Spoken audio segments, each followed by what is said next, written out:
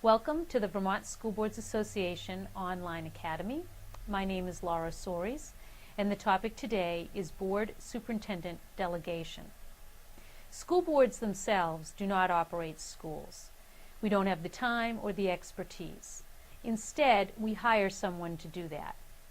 In policy governance, it's clear that the board hires one person and holds that one person accountable for the operations of the district.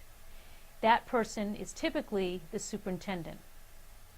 In Vermont, with supervisory unions, sometimes this can be a little bit challenging because the principal often takes on some of the duties of superintendent.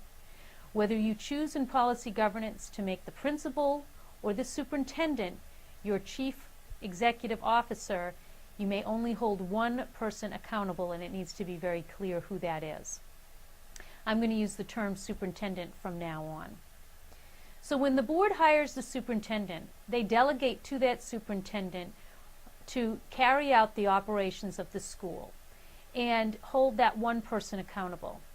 Obviously, the superintendent is going to continue to delegate different responsibilities to the principals, who will delegate to the teachers, and so on. But ultimately, it's the superintendent that the board holds his feet to the fire when it comes time to look at results.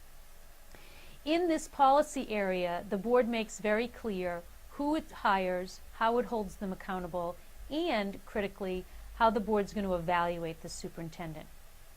The superintendent is based upon a very simple job description in policy governance, because the superintendent in policy governance has only two jobs. The first one is to achieve results for students, those ends that the board has designated in policy. And the second is to stay within the executive limitations, to stay out of trouble.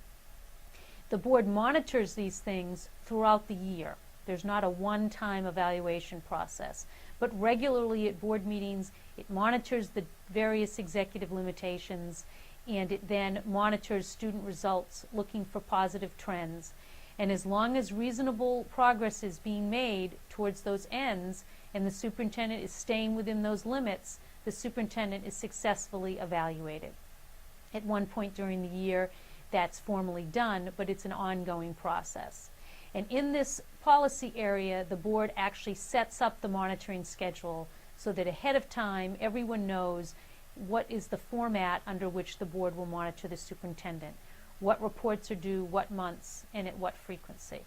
So this section of policy and policy governance makes it clear what the board role is with the superintendent and the superintendent role is with the board.